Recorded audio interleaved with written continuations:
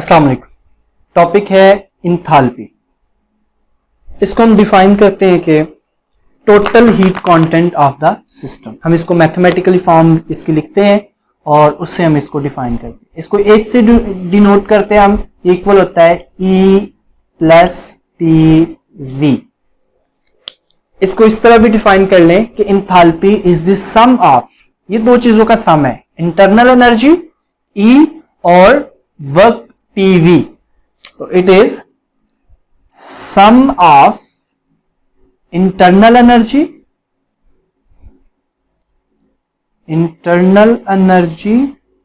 And product of PV,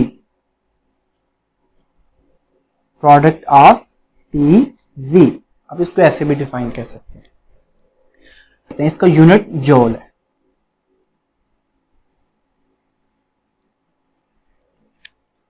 ये एक state function है, लेकिन आपने इसमें ये बात याद रखनी है कि हम H कांट बी मेजर्ड, लेकिन हम एक चीज मेजर कर सकते हैं और वो क्या है, del H can be measured. अब हम देखते हैं कि डेल H को हम किस तरह से मेजर कर सकते हैं। इसके लिए हमें कुछ मैथमेटिकली जो है वो देखना पड़ेगा। हम इसको अब चेंज करते हैं। अगर हमने चेंज इन इंथाल्पी लिखना हो तो हम उसको इस तरह लिखेंगे, del H is equal to del E plus del PV। अब इसको अगर हम ओपन करें तो दो तरह से कर सकते हैं।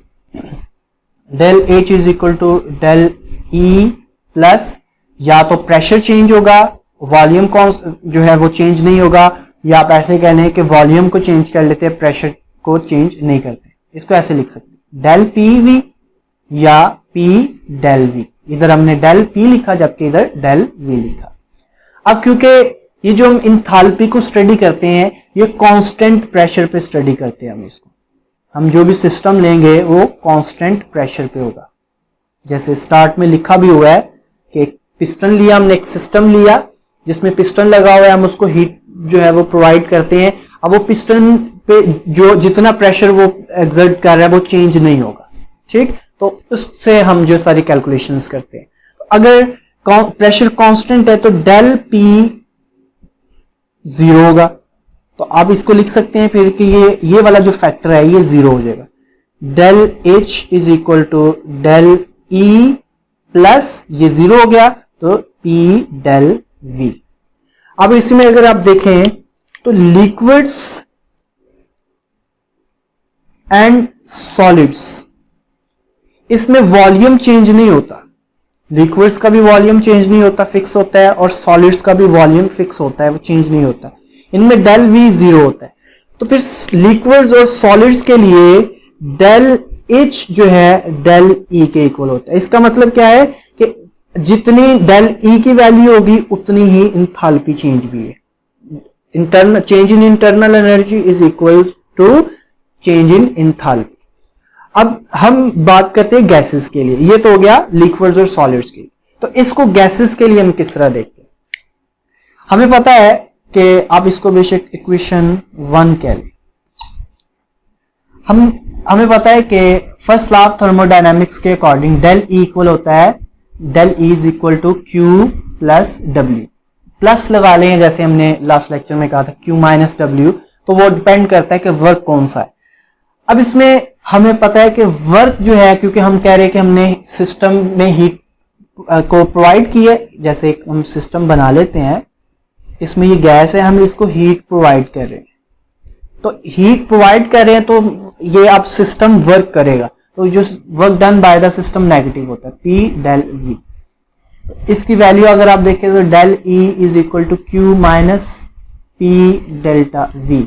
अब इस इक्वेशन को 2 को 1 में पुट करें तो हमारे पास क्या आएगा, del H is equal to del E की वैल्यू पुट करें तो Q minus P del V, जबकि ये है प्लस P डेल V। तो माइनस P डेल V और plus P del V cancel हो जाएंगे और del H is equal to Q। अब क्योंकि ये सारा हमने बोला है कि यहां पे प्रेशर क्या है, कांस्टेंट है, तो इसके साथ हम लगा देते हैं P। Del H is equal to Q P. इसका मतलब है कि कांस्टेंट प्रेशर पर हम सिस्टम को जितनी भी हीट देंगे वो इंटरनल जो उसकी इंथाल्पी है वो उसको चेंज कर दे। तो at constant pressure heat change is equal to enthalpy change, heat is equal to enthalpy change.